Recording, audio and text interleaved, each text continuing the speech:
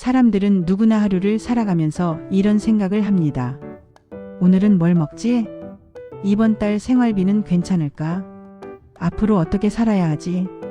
예수님은 분명 말씀하셨죠. 무엇을 먹을까, 무엇을 입을까 염려하지 말라고요. 그런데 솔직히 말해서 이게 정말 가능한 이야기일까요?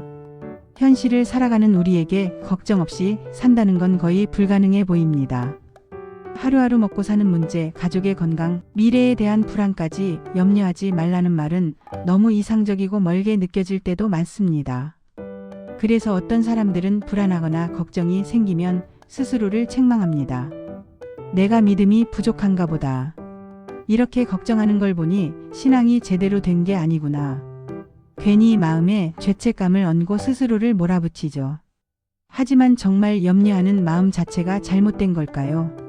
우리는 성경을 읽을 때 종종 비결을 찾으려고 합니다. 어떻게 하면 걱정하지 않고 살 수 있을까? 어떻게 하면 인생이 잘 풀릴까? 어떤 공식이 있을까를 찾습니다. 마치 인생에도 정답 공식이 있는 것처럼 말이죠. 성경 속 이야기를 보면서도 똑같습니다. 히스기야 왕이 병에서 나았다는 이야기를 읽으면 이렇게 기도하면 병이 낫는구나라고 공식화하고 싶어 합니다. 여리고성이 무너진 이야기를 보면 이렇게 하면 승리하는구나라고 방법을 만들어내고 싶어 하죠. 하지만 여리고성이 무너진 사건은 성을 무너뜨리는 기술을 알려주기 위한 이야기가 아니었습니다. 하나님께 대한 신뢰와 순종이 무엇인지를 보여주는 사건이었죠. 하나님이 능력을 보여주시려면 굳이 백성들을 성 주변으로 빙빙 돌게 할 필요도 없었을 겁니다. 한순간에 무너뜨리실 수도 있었겠죠. 그런데 하나님은 기다리게 하셨고 순종하게 하셨습니다. 그 과정 속에서 백성들의 마음을 다루셨던 겁니다. 그런데도 우리는 자꾸 거기서 노하우를 뽑아내려고 합니다. 마치 신앙도 기술처럼 배우면 잘 되는 것처럼 생각합니다. 먼저 그의 나라와 그의 의를 구하면 된다니까. 그럼 나머지는 자동으로 해결되겠지. 이런 식으로 말입니다. 예전에 한 분 이야기를 들은 적이 있습니다.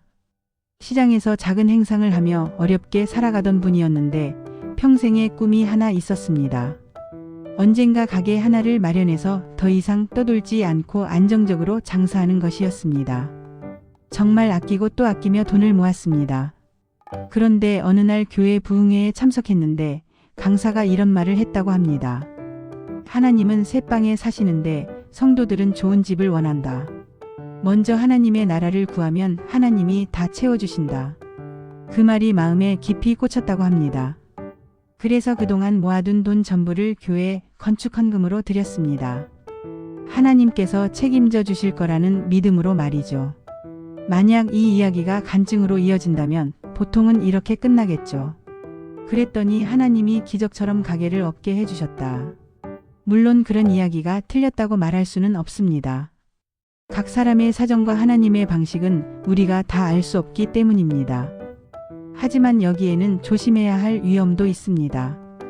개인에게 일어난 특별한 경험을 모든 사람에게 적용되는 공식으로 만들어 버리는 겁니다. 내가 이렇게 했더니 복을 받았으니 당신도 똑같이 하면 됩니다. 이런 식으로 말이죠. 신앙이 어느 순간 거래처럼 변해버립니다. 또 하나의 문제는 우리가 신앙과 일상을 자꾸 나누려는 태도입니다.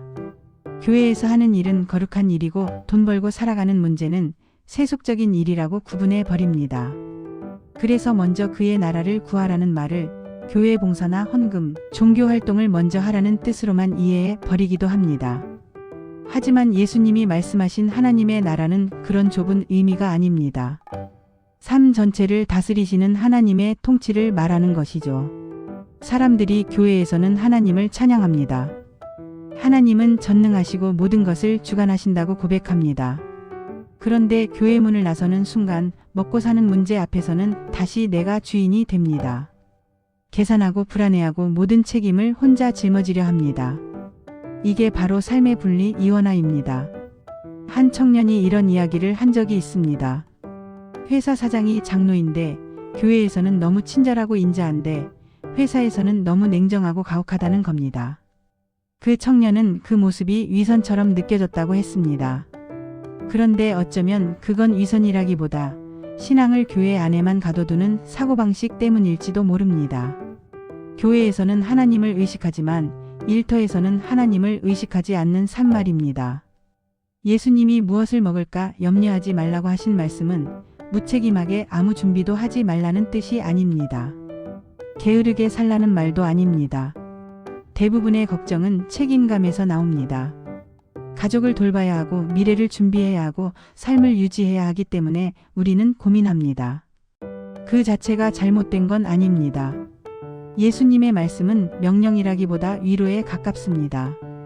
걱정하지 말아라는 말은 걱정하는 너를 혼내는 말이 아니라 걱정할 수밖에 없는 너를 다독이는 말입니다. 너의 삶을 내가 보고 있고 내가 붙들고 있다는 약속에 더 가깝습니다. 철로역정이라는 이야기에는 이런 장면이 나옵니다.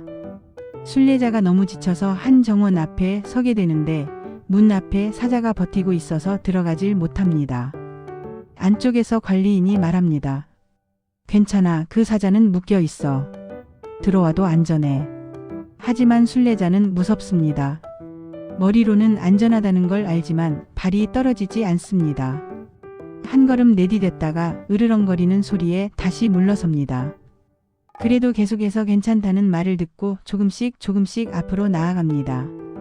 우리 인생도 비슷합니다. 걱정이 사라져서 움직이는 게 아니라 두려움이 있어도 하나님이 붙들고 계신다는 사실을 기억하며 한 걸음씩 나아가는 겁니다. 믿음이란 문제를 없애버리는 힘이 아닙니다.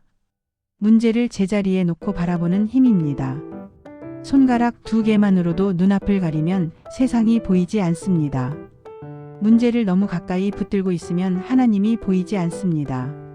하지만 그 손가락을 조금만 내려놓으면 다시 길이 보이고 하늘이 보입니다. 인생은 쉽지 않습니다. 신앙을 가져도 걱정이 완전히 사라지지는 않습니다. 여전히 불안하고 여전히 무겁습니다.